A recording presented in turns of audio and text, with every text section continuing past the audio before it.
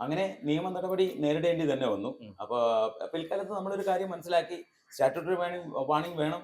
മദ്യത്തിനെ നമ്മൾ പ്രോത്സാഹിപ്പിച്ചിട്ടില്ല ഉം. ഇന്നേ ഉം. വരെ. ഉം. ഉം. അതായത് ജോലിയൊക്കെ കഴിഞ്ഞ് വീട്ടിൽ കുടുംബമായിട്ട് വരുമ്പോൾ ഒരു ഹോട്ടലിലോട്ട് വന്നു കഴിഞ്ഞാൽ കുടുംബത്തിൽ അവർ ഭക്ഷണമൊക്കെ ഉണ്ടാക്കി കൊടുക്കും. ആ, സന്തോഷത്തോടെ അവർ ഭക്ഷണം കഴിക്കുന്നു, അല്ലെങ്കിൽ രണ്ടെണ്ണം കഴിക്കുന്നു. ഇത് മാത്രമേ ഉള്ളൂ നമ്മുടെ ഗ്രൂപ്പിലെ പോസ്റ്റ്. ഇന്നും അങ്ങനെയൊക്കെ തന്നെയാണ്. ഉം. ഉം.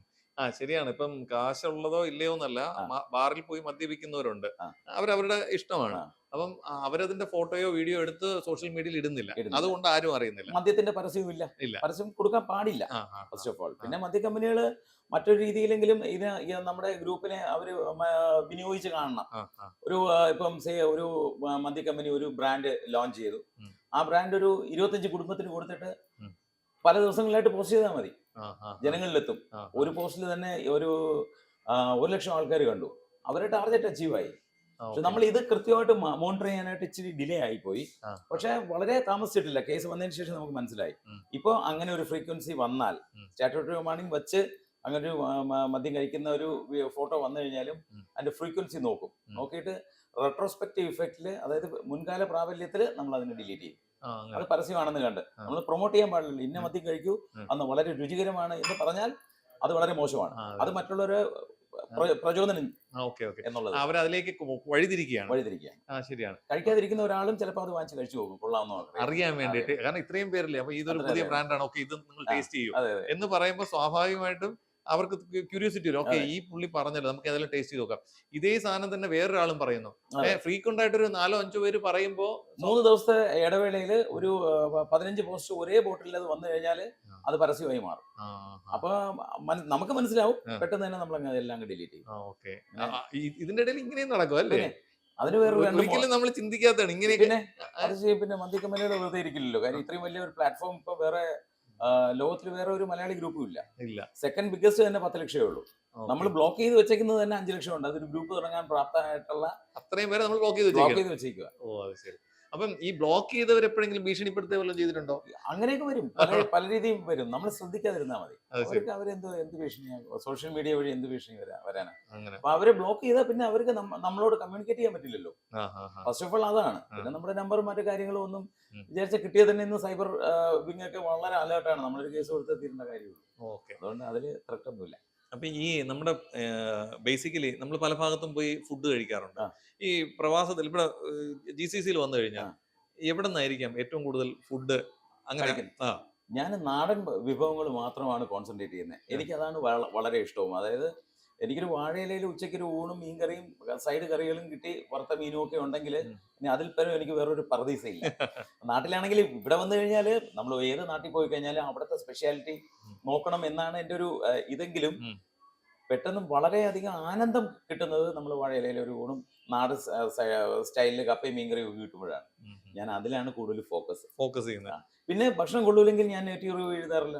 ഉം. ഓണറിന്റെ അടുത്ത് പറയും, ഉം. ഇത് കൊള്ളൂല, ഉം. മോശമായിപ്പോ എന്ന് പറയും. കുറച്ച് അല്ലാതെ മെച്ചപ്പെടുത്തണം. ആ സ്ഥാപനം നമ്മൾ 22 ലക്ഷം ആൾക്കാരുള്ളതാണ്. ആ സ്ഥാപനം കൊള്ളൂല, അവിടെ ഇനി ആരും പോകരുതെന്ന് പറഞ്ഞാൽ ആരും പോകില്ല. പക്ഷെ അത് ആ, കെട്ടിപ്പടുക്കാൻ വളരെ ബുദ്ധിമുട്ടാണ്. ചിലപ്പോൾ മുതലാളി അറിഞ്ഞതായിരിക്കില്ല, ആ, പുള്ളി നന്നായിക്കോളും. ആ, അതെ. ആ, നല്ലത് മാത്രമേ എഴുതുള്ളൂ. ഓക്കെ. അതുമല്ല, ഒരു പക്ഷേ ആ ദിവസമായിരിക്കാം ഒരു ഏതെങ്കിലും ഒന്ന് ഇതായി പോകുന്നത്. ബുദ്ധിമുട്ടായി പോയതായിരിക്കാം. അങ്ങനെ സംഭവിക്കാമല്ലോ സംഭവിക്കാം. നമുക്ക്. കാരണം കൊണ്ട് തന്നെ നെഗറ്റീവ് റിവ്യൂ നമ്മൾ ഗ്രൂപ്പിൽ എന്റർടൈൻ ചെയ്യാറില്ല. ഉം. ഒരു സ്ഥാപനത്തിനെയും കൂട്ടാനോ നശിപ്പിക്കാനോ അങ്ങനെയുള്ളൊരു ഉം. എല്ലാ സമാധാനം മാത്രമേ ഉള്ളൂ. ഉം. ഉം. അത്രേ ഉള്ളൂ. അപ്പോൾ നമ്മുടെ ട്രിവാൻഡ്രത്ത് എത്തിക്കഴിഞ്ഞാൽ ട്രിവാൻഡ്രത്ത് ഏറ്റവും ബെസ്റ്റ് ആയിട്ട് എവിടെയാണ് ഈ നമ്മൾ ഫുഡ് കഴിക്കണമെന്ന് ഇപ്പോഴത്തെ ഒരു ചോദ്യം ചോദിച്ചാൽ എങ്ങനെ പറയും? അതായത് തിരുവനന്തപുരത്തിന്റെ ഒരു പ്രത്യേകത എന്ന് പറഞ്ഞു കഴിഞ്ഞാൽ ഈ തമിഴ്നാടുമായിട്ട് അറ്റാച്ച്ഡ് ആയിട്ടിരിക്കുന്നതാണ്. ഉം. അപ്പൊ നമുക്ക് ഏറ്റവും ഇഷ്ടപ്പെട്ടത് തിരുവനന്തപുരത്തുകാർക്ക് എനിക്ക് തോന്നുന്നത് മട്ടൺ ആണെന്നാണ്. മട്ടൺ. മട്ടൺ ഏറ്റവും കൂടുതൽ എസ്റ്റാബ്ലിഷ് ആയി അതിന്റെ പലവിധ നിരവധി ഡിഷസ് കിട്ടുന്നത് ട്രിവാൻഡ്രത്താണ്. കൊല്ലം കുറച്ച് കൊല്ലം എന്നും കൂടെ പറയാം. കൊല്ലം നമ്മുടെ കൂടെ ചേർന്ന് കിടക്കുന്നതാണല്ലോ. അപ്പൊ തിരുവനന്തപുരത്തുകാർക്ക് മട്ടൺ എന്ന് പറഞ്ഞു കഴിഞ്ഞാൽ ഒരു വികാരമാണ്. ഞാൻ ഏറ്റവും കൂടുതൽ അതാണ് കഴിക്കുന്നത്. ചോറാണെങ്കിലും എപ്പോഴും അതാണ് ഏറ്റവും കൂടുതൽ. പിന്നെ നാടൻ വിഭവങ്ങളാണ്, മീൻ വിഭവങ്ങളാണ്.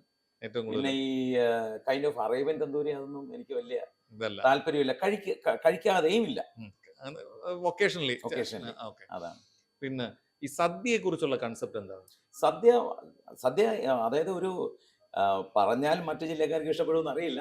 സദ്യ തിരുവനന്തപുരത്താണ് എനിക്ക് ഏറ്റവും ഇഷ്ടം. പല സ്ഥലങ്ങളിൽ നിന്ന് ഞാൻ കഴിച്ചിട്ടുണ്ട്. ഉം. പിന്നെ അവിയലിന്റെ ഉത്ഭവം തിരുവനന്തപുരത്ത് നിന്നാണ്, കപ്പയുടെ ഉത്ഭവം തിരുവനന്തപുരത്ത് നിന്നാണ്. ഉം. അപ്പോൾ തിരുവനന്തപുരത്ത് സദ്യ എന്ന് പറഞ്ഞു കഴിഞ്ഞാൽ അവിഭാജ്യ ഘടകമാണ്. ഉം. അതിൽ ബോളിയും ഇത് പാൽപ്പായസം എന്ന് പറഞ്ഞൊരു സാധനം നമ്മളാണ് കണ്ടുപിടിച്ചത്. കോളിഗ എന്ന് പറഞ്ഞൊരു സാധനത്തിൽ നിന്ന് ഉത്ഭവിച്ചതാണ്. മാംഗ്ലൂർ ഡിഷാണത്. മഹാരാജാവിനെ പണ്ട് കാണാൻ വന്നപ്പോൾ അവര് സമ്മാനമായി കൊടുക്കുകയും അത് പിന്നെ സദ്യയിൽ ചേർക്കുകയും ചെയ്തതാണ്. അങ്ങനെയാണ് ബോളിയുടെ ഉത്ഭവം. അപ്പൊ അതൊക്കെ ഫുള്ള് ഒരു ട്രഡീഷണലി ആസ്വദിച്ച് കഴിക്കണമെങ്കിൽ അത് അവിടെ പറ്റുള്ളൂ. മാത്രമല്ല സദ്യ പൊളിയാണ്. പിന്നെ ഇപ്പം തിരുവനന്തപുരത്ത് പല ഹോട്ടലുകളിലും 365 ഡേയ്സ് സദ്യ കിട്ടുന്ന പല ഹോട്ടലുകളും ഉണ്ട്. അതെ അതെ. ഈ ഗൾഫിൽ ശരിക്കും പറഞ്ഞാൽ 365 ആ ഒരു കൺസെപ്റ്റ് ഇല്ല. പക്ഷെ എനിക്ക് തോന്നുന്നു ഫ്യൂച്ചറിലും ഇവിടെ അത് സംഭവിക്കാന്ന്. കാരണം ആൾക്കാർ അത് ആഗ്രഹിക്കുന്നുണ്ട്. ആഴ്ചയിൽ 3 ദിവസം സദ്യ കിട്ടുന്ന ഹോട്ടൽസ് ഒക്കെ ഒരുപാടുണ്ട്. അത് നല്ല പോഷായിട്ട് നല്ല രീതിയിൽ. അപ്പൊ നാട്ടിൽ കിട്ടുന്ന നാടൻ വിഭവങ്ങളുടെ ആക്ച്വലി അതിന്റെ പ്രീമിയം വേർഷൻസ് ആണ് ഇവിടെ ദുബായിൽ കിട്ടുന്നത്. ദുബായിലെ ഒരു ക്വാളിറ്റിയിൽ ഒരു കോംപ്രമൈസും ചെയ്യാൻ പാടില്ലാത്തൊരു നാടാണ്. അപ്പം വളരെ സ്വാദിഷ്ടമായിട്ടാണ് ഭക്ഷണമൊക്കെ മിക്കവാറും ഹോട്ടലുകളിലൊക്കെ കിട്ടുന്നത്. അതുകൊണ്ട് എനിക്ക് നാടൻ വിഭവങ്ങളാണ് ഇഷ്ടം. ഇവിടെ ഞാൻ അതാണ് എക്സ്പ്ലോർ ചെയ്യുന്നത്. ഇവിടെ വന്നാലും ഈ നമ്മുടെ അറബിക് വിഭവങ്ങളിൽ ഒരു എന്താണ് മലയാളിയെ സംബന്ധിച്ചിടത്തോളം ആദ്യമായിട്ട് നമ്മൾ ടേസ്റ്റ് ചെയ്യുമ്പോൾ നമുക്കൊരു പ്രത്യേകത ഒരു ചിലപ്പോൾ താല്പര്യം തോന്നും, ചിലപ്പം വീണ്ടും വേണ്ടാന്ന് തോന്നിയേക്കാം. എന്നാലും ഈ ഗൾഫ് കൺട്രിയിൽ വന്നു കഴിഞ്ഞാൽ സ്വാഭാവികമായിട്ടും നമുക്ക് ഇത് കഴിക്കാതിരിക്കാൻ പറ്റില്ല. ഇല്ല. അപ്പോൾ അങ്ങനെ വരികയാണെങ്കിൽ ഏതായിരിക്കും ടേസ്റ്റി ആയിട്ട് സെലക്ട് ചെയ്യുന്നത്?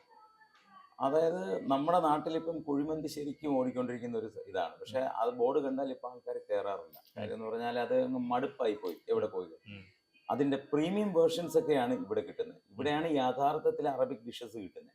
അപ്പൊ ഇവിടുന്ന് അത് നമ്മൾ ടേസ്റ്റ് എക്സ്പ്ലോർ ചെയ്ത് തുടങ്ങിക്കഴിഞ്ഞാൽ ഈ സാധനം കൊള്ളാം, മറ്റേ ഡിഷ് കൊള്ളാം എന്ന് പറയാൻ പോലും തോന്നില്ല. അത്രയ്ക്ക് സക്കുലന്റ് ടേസ്റ്റ് ആണ്. മട്ടൺ ആയിരുന്നാലും വെറുതെ പുഴുങ്ങി തരുന്നത് പോലും സൂപ്പർ ടേസ്റ്റ്. അറബിക് ഡിഷിന് അത്ര ഒരു പ്രത്യേകതയുണ്ട്. പിന്നെ ഇവിടുത്തെ മറ്റൊരു കൺസെപ്റ്റ് എന്ന് പറഞ്ഞു കഴിഞ്ഞാൽ നമ്മുടെ നാട്ടിലെ പോലെ അല്ല. ഇവിടെ 100%ഉം ഈ സ്ഥാപനങ്ങൾ നടത്തുന്ന ഓരോരുത്തരും അവര് വളരെ കൃത്യമായി മോണിറ്റർ ചെയ്താ ചെയ്യുന്നത്. കാരണം ഇവിടുത്തെ നിയമങ്ങൾ അത്ര ശക്തമാണ്. ഒരിക്കലും നമുക്ക് ഫുഡ് പോയിസൺ വന്നു എന്നുള്ളൊരു വാർത്ത തന്നെ വളരെ അപൂർവമായിട്ട് വരാറില്ല.